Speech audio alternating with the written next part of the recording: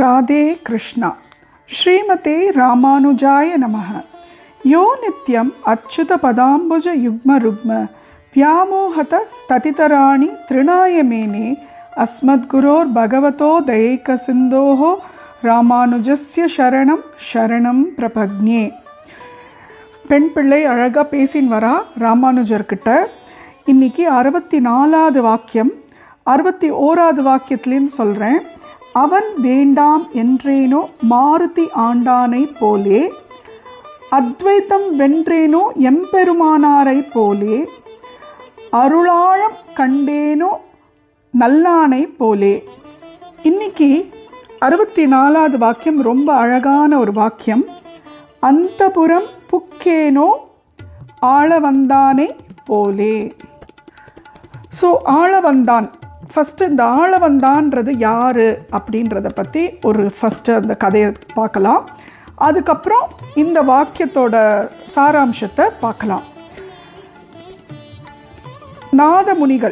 நாதமுனிகளோட பேரன்தான் Yamuna துறைவன். That is நாதமுனிகளோட பிள்ளை ஈஸ்வரமுனிகள். ஈஸ்வரமுனிகளோட பையன் Yamuna துறைவன்.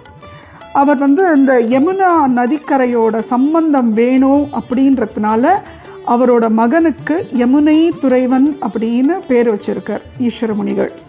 So இந்த யமுனை துறைவனை கொஞ்சம் வயசான உடனே, ஒரு 5-6 வயசான உடனே அவள் குருகுலத்தில் விடுறா.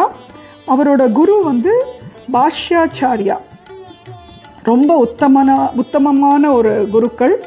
அவரோட குருக்களோட குருகுலத்தில் இந்த யமுனை துறைவனை விடுறான். இந்த பையன் ரொம்ப சிரேஷ்டமாக படிக்கிறான், அவ்வளோ அறிவுள்ள பையனாக இருக்கான். எல்லா வித சேவைகளும் குருகளுக்கு பண்ணிட்டு அங்கே நன்னா இருந்திருக்கான். வாணி சேவை, வப்பு சேவை அப்படின்லாம் சேவைகள் இருக்குது. 2 வித சேவை இருக்குது. குருவுக்கு பண்ணக்கூடிய சேவைகளில் 2 விதம் இருக்குது. வாணி சேவை, வப்பு சேவை. வாணி சேவை அப்படின்னா நம்ம படித்ததெல்லாம் மனசில் ஏற்றிண்டு அதன்படி நடக்கிறது தான் வாணி சேவை. தட் இஸ் கற்க கசடர். நம்ம திருவள்ளுவர் சொல்வார்ல, கற்க கசடர கற்பவை கற்ற பின் நிற்க அதற்கு தக அப்படின்னு ஒரு திருக்குறள் இருக்கு இல்லையா. நம்ம கற்றுக்கிறது எல்லாத்தையும் அதை கற்றுண்டது பின் அதை ப்ராக்டிஸ் பண்ணி அதன் வழிப்படி நடக்கக்கூடிய ஒரு விஷயம், அதுதான் வாணி சேவை. தட் இஸ் கற்றதெல்லாம் நல்லா அழகாக கற்றுண்டு அதைப்படி நடக்கக்கூடிய சேவை. இன்னொரு சேவை என்னென்னா வப்பு சேவைன்றது ஃபிசிக்கலாக குருஜிக்கோ இல்லைன்னா எல்டர்ஸுக்கோ பண்ணக்கூடிய சேவை. லைக் அவளுக்கு கை கால் பிடிச்சி விடுறது, விசிறி வீசுறது, இல்லை அவளுக்கான ஏதாவது ஒரு சேவை பண்ணுறது தான் வப்பு சேவை. That is physically you are actually doing a service. அது வப்பு சேவை. ஸோ இந்த 2 சேவையும் அவ்வளோ அழகாக உன்னதமாக கற்றுண்டு அந்த குருகுலத்தில் ஒரு உன்னதமான ஒரு வித்தியார்த்தியாக இருந்தது தான் இந்த யமுனை துறைவன்.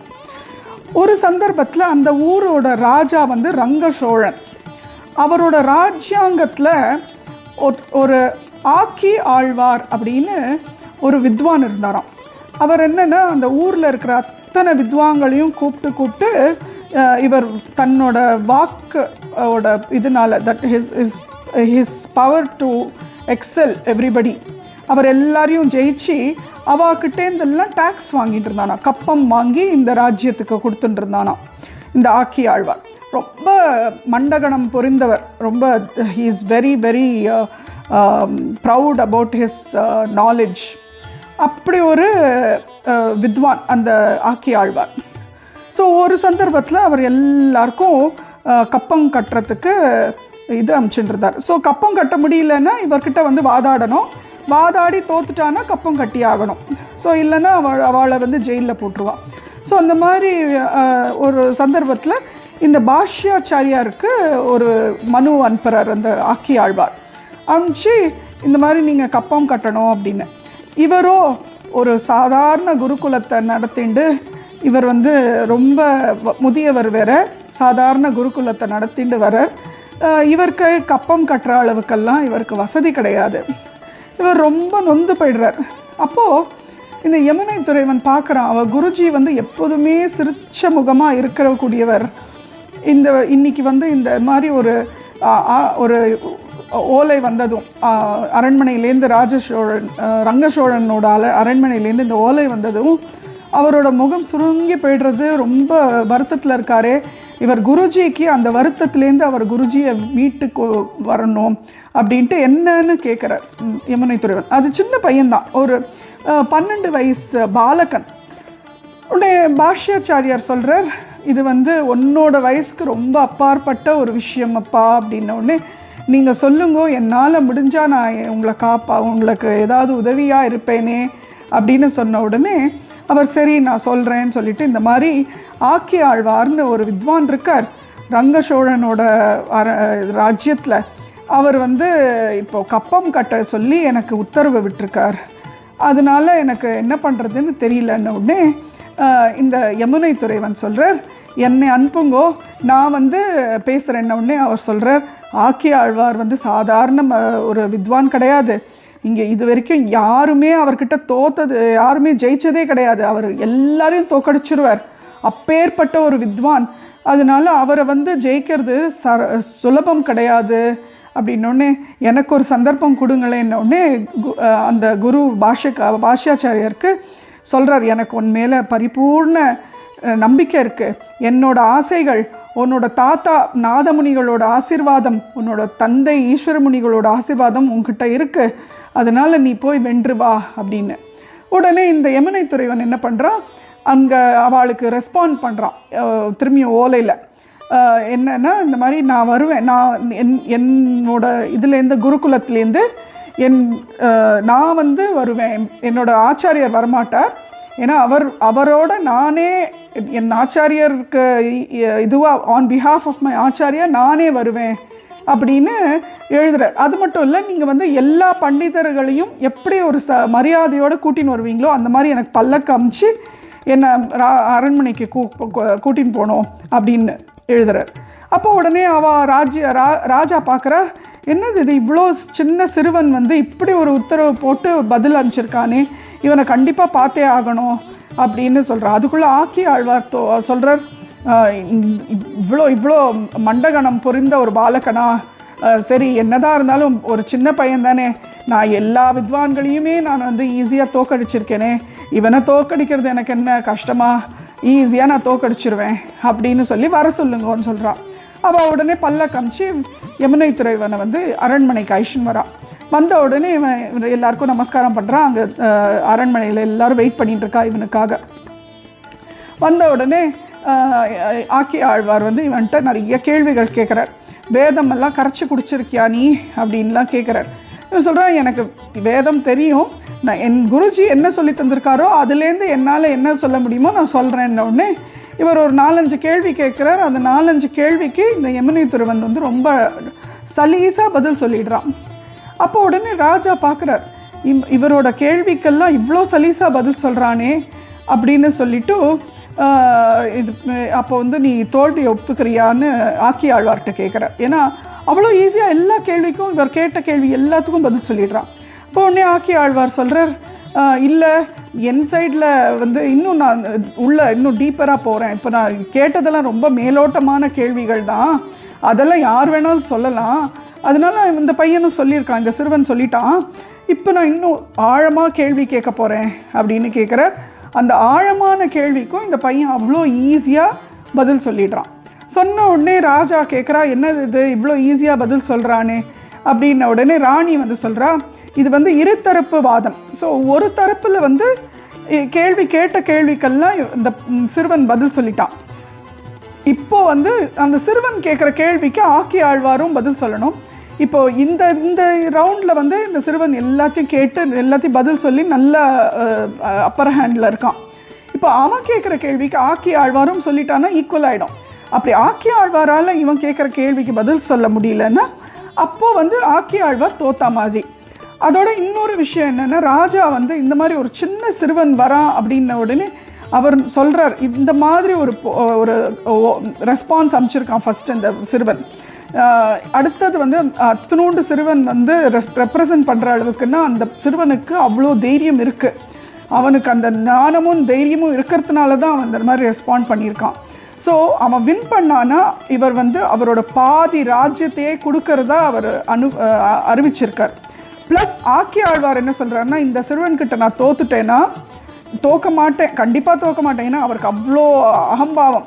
ஸோ நான் தோக்க மாட்டேன், ஆனால் நான் தோத்துட்டேன்னா எனக்கு இது வரைக்கும் கிடச்ச எல்லா பட்டங்களையும் நான் அவரோட காலடியில் சமர்ப்பிப்பேன் அப்படின்னு சொல்லி சொல்கிறேன்.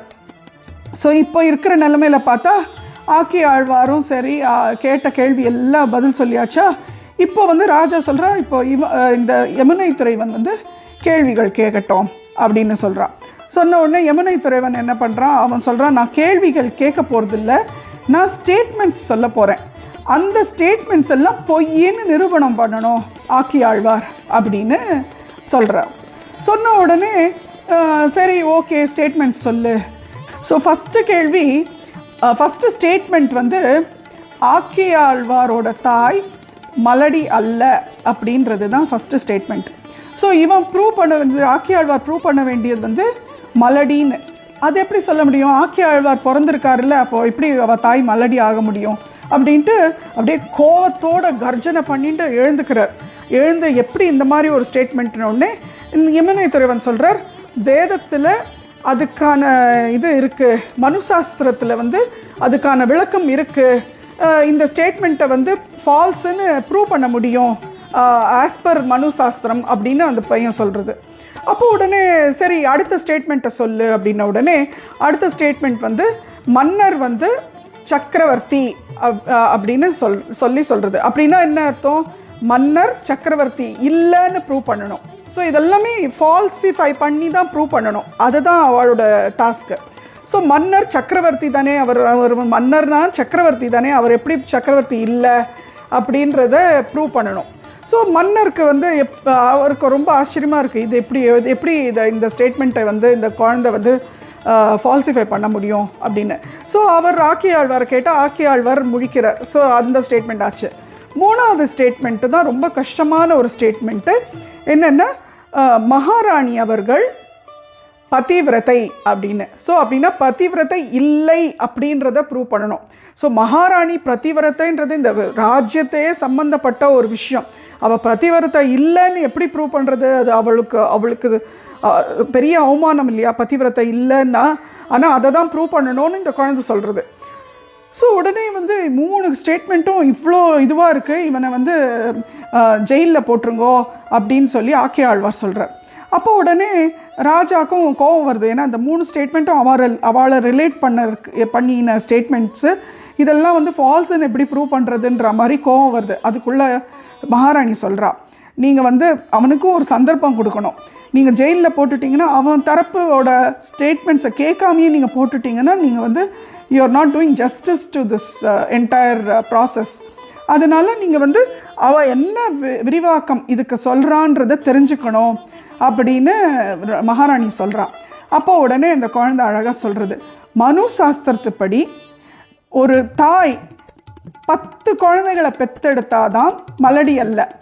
ஒரு குழந்தையோ இல்லை 2 குழந்தையோ பெற்றெடுத்தா அந்த தாய் வந்து மலடி தான் அப்படின்னு. ஏன்னா அந்த குழந்தை வந்து இறந்து போயிடுத்துன்னா அந்த தாய்க்கு பசங்க இல்லாமல் போயிடும்ல, அப்போது அது மலடின்னு கணக்காயிடும். அதனால ஒரே ஒரு குழந்தை பெற்றெடுத்தா அந்த தாய் வந்து மலடின்ற ஸ்டேட்டஸில் தான் இருக்கா. ஸோ இப்போ ஆக்கி ஆழ்வார் வந்து அவர் ஒரே மகன் தான் அவர் தாய்க்கு, அவர் கூட பிறந்தவர் வேறு யாருமே இல்லை, அப்போது அவர் தாய் வந்து மலடி தான் அப்படின்னு மனு சாஸ்திர பிரகாரம் இருக்குது அப்படின்னு அவர் சொல்கிறார். சொன்னோடனே ராஜாக்கு அசந்து போய்டுறார். ஆக்கி ஆழ்வார் வந்து தலையை குனிஞ்சுக்கிறார், ஏன்னா இந்த விஷயம் அவருக்கு தெரியல. அடுத்தது சக்கரவர்த்தி, ராஜா வந்து சக்கரவர்த்தி அப்படின்னா ராஜா சக்கரவர்த்தி இல்லைன்றது ப்ரூவ் பண்ணணும். அப்போ உடனே இந்த யமுனை துறைவன் சொல்கிறார், தசரத மகாராஜா மாதிரி ஒரு மகாராஜா, தசரத சக்கரவர்த்தின்னு சொல்லுவோம், ஏன்னா அவர் உலகத்தையே ஆண்டவர், அந்த மாதிரி உலகத்தையே ஆளக்கூடியவர்களை தான் சக்கரவர்த்தின்னு சொல்லுவோம். இந்த ராஜாவோ இந்த ஒரு பிரதேசத்தை மட்டும்தானே ஆளறார், இது தவிர இவர் சோழராஜர், அதே மாதிரி பாண்டியராஜர் இருக்கார், சேரன் ராஜர் இருக்கார், அந்த மாதிரி எல்லா ராஜ்யமும் தனித்தனியாக இருக்கு இல்லையா. இவர் ஒரு ராஜ்யத்தை மட்டும்தான் ஆளுறார், அதனால் இவரை சக்கரவர்த்தின்னு சொல்ல முடியாது அப்படின்னு குழந்தை சொல்கிறது. அதையும் வந்து ராஜா ஆமாம் ஆமாம் கரெக்டு தான் சரிதான் அப்படின்னு ஒத்துக்கிறார். இப்போ 3வது பாயிண்ட் ரொம்ப டஃப்பு பாயிண்ட். அங்கேருந்து ராணி இப்படி கை கூப்புறா அந்த பையன்கிட்ட, எனக்கு நீ சொல்கிற வார்த்தையில் தான் என்னோடய வாழ்க்கையே அடங்கியிருக்கு அப்படின்னு. அதுக்குள்ளே அந்த யமுனை துறைவன் சிரிச்சுண்டு சொல்கிறா, இந்த மாதிரி மகாராணி வந்து பதிவிரதா இல்லைன்றதை நான் எப்படி ப்ரூவ் பண்ணோன்னா, அவள் வந்து பிறக்கறச்சு எல்லா இந்த தேவதைகள் எல்லாம் அவளை பார்த்துருக்கா, பகவான் வந்து அவளோட ஃபுல் ஸ்வரூபத்தை பார்த்துருக்கார். ஸோ அப்படி இருக்கிறச்சு வெறும் அவர் கனவுக்கு மட்டும் இவர் வைஃப் கிடையாது, எல்லாரும் அவளோட ஸ்வரூபத்தை பார்த்ததுனால அவள் வந்து பதிவிரதை இல்லை அப்படின்னு சொன்ன உடனே எல்லாம் அந்த சபையே கைத்தட்டுறது. அப்படியே கைத்தட்டுறது.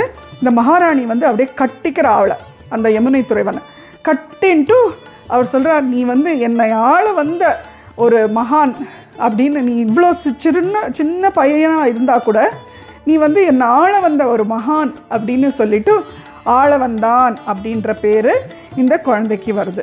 ஸோ இது வந்து இன்னும் கண்டினியூ ஆகும். நாளைக்கு இந்த ஆளவந்தானோட இந்த ஸ்டேட்மெண்ட்டில் இருக்கிற அந்த வாக்கியத்தில் எப்படி பெண் பிள்ளை என்ன சொல்கிறா, என்ன கம்பேரிசன் கொடுக்குறான்றத நாளைக்கு பார்ப்போம். ராதே கிருஷ்ணா. ஸ்ரீமதே ராமானுஜாய நமஹ.